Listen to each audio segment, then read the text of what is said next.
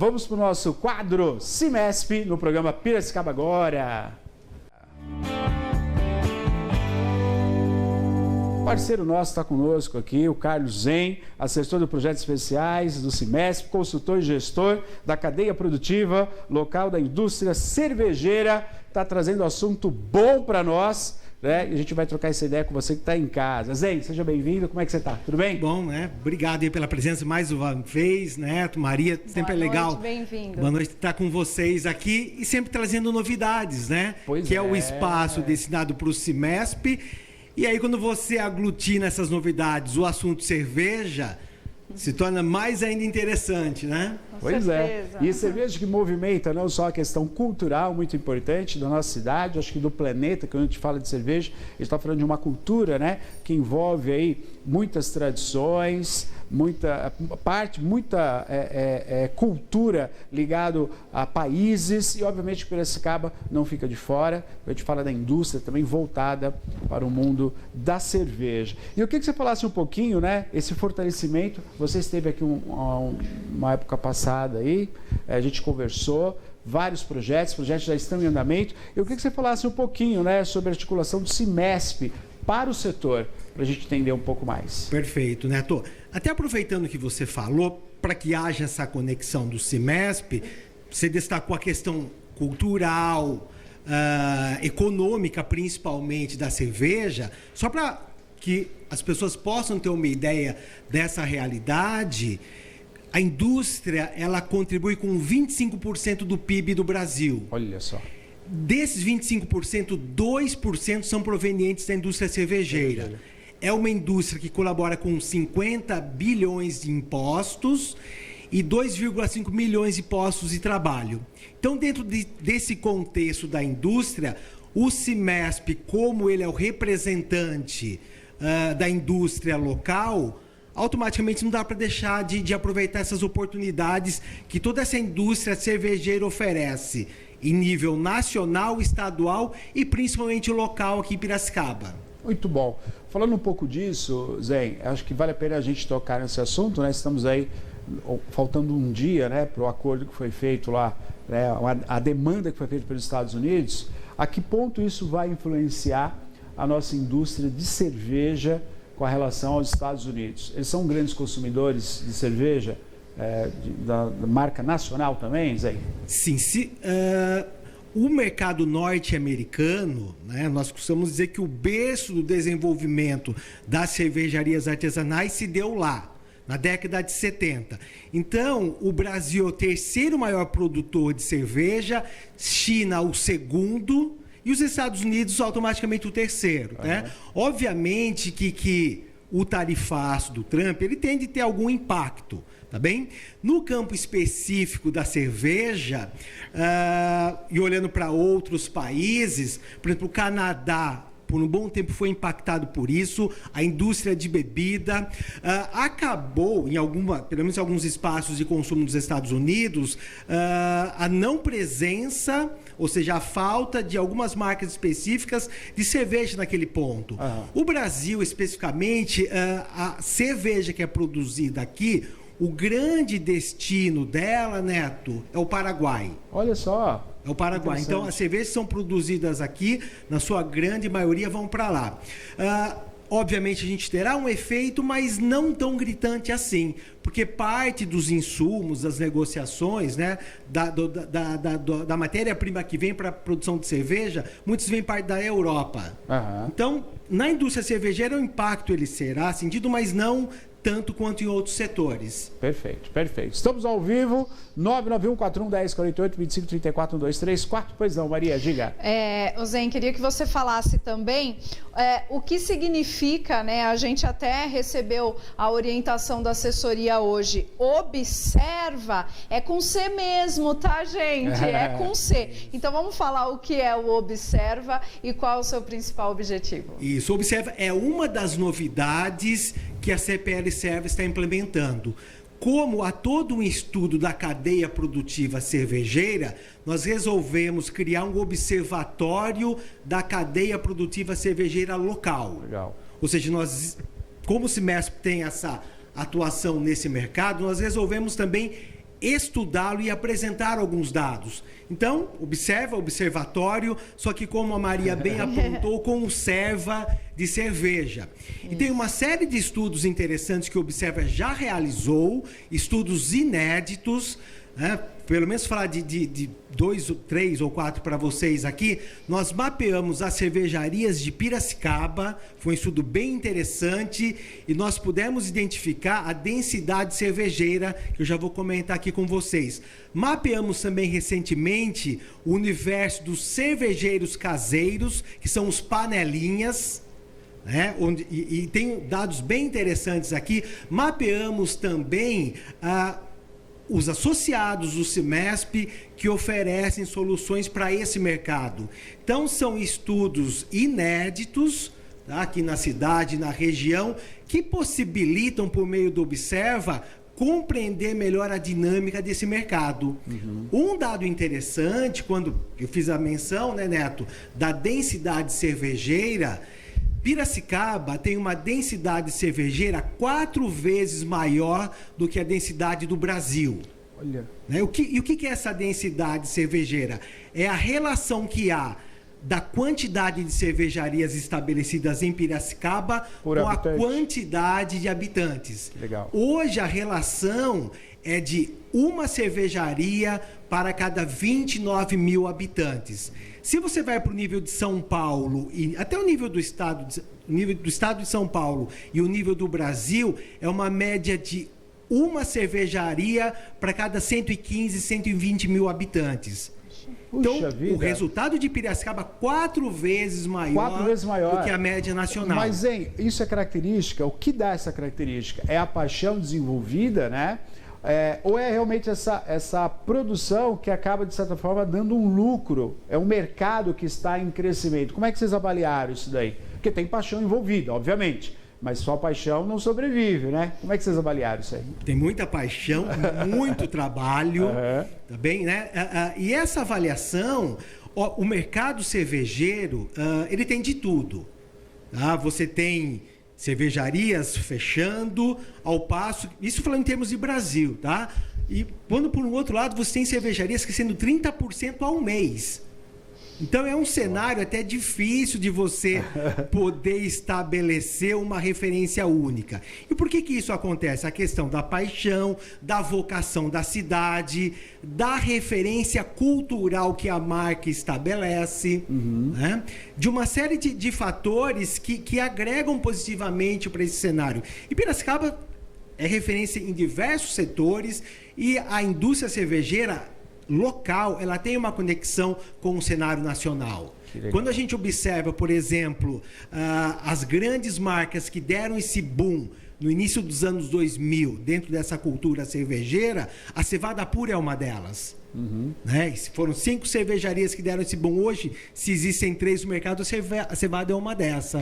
Dá um detalhe, né? Foi campeã hein, várias vezes no mundo, né? Fala um pouquinho sobre isso também. Que é importante. A Cevada é pioneira nessa iniciativa brasileira das cervejas.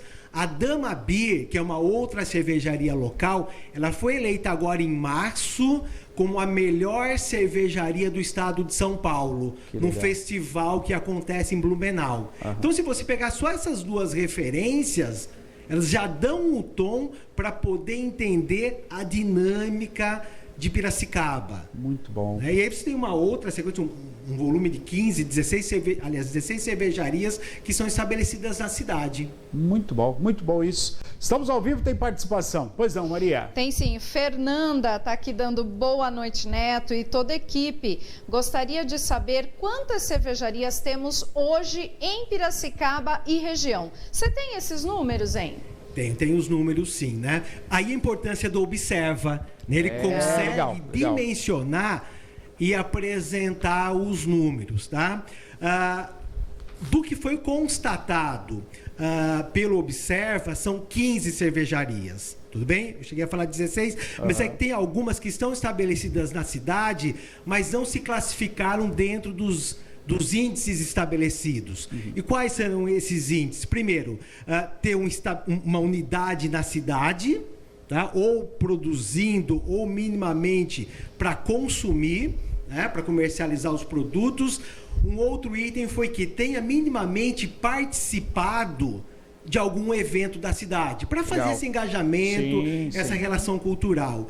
Então, Maria, o número dentro dessa característica é 15. 15. Tá? Na região, você também tem uma expansão. A gente todo esse trabalho que o Cimesp vem fazendo aproximado das cervejarias, nós estamos construindo o polo da região metropolitana de Piracicaba voltado para as cervejarias. Você tem esse mesmo movimento em Jundiaí, Campinas, Sorocaba, Ribeirão Preto, Guarulhos. Tá? Então você tem um espalhamento total nessa região. No final, até para a colega ter um número, no Brasil é uma média de 1.900 cervejarias que nós temos. Certo. O MAPA, que é o Ministério da Agricultura, que estuda todo esse movimento, no dia 5 de agosto, divulgará os resultados deste ano. Então a gente está querendo avaliar o que exatamente aconteceu, para poder ter uma dimensão até mais clara desse cenário. Perfeito. E o Observa, ele vai dentro desse sentido, né? Sim. De colaborar, mapear, entender um pouco desse mercado. Vamos falar também da segunda edição, né? Que eu acho que é bacana a gente falar, só que antes tem participação do público. Pois não, Maria. Tem sim. A Jéssica está aqui com a gente. Olá, pessoal. Parabéns pelo programa. Tô gostando da pauta de hoje. Aliás, várias pessoas comentando que estão gostando muito desse assunto, né? Viu, Zen? Pergunta para ele se o brasileiro já passou a quantidade de consumo da Alemanha e outros países com tradição em cerveja. Obrigada, Jéssica.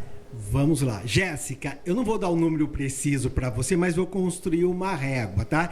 Esse número preciso, inclusive, será divulgado por esse relatório do MAPA. Legal. O que eu posso dizer para você, Jéssica, é o seguinte: o Brasil é o terceiro maior produtor de cerveja mundial, mas é o 25º em termos de consumo. Ou seja, se produz muito quando você pega a proporção individual de consumo, tá? Eu não me lembro agora se nós estamos abaixo ou acima da Alemanha, mas eu cravo para você que é o 25º país que consome cerveja.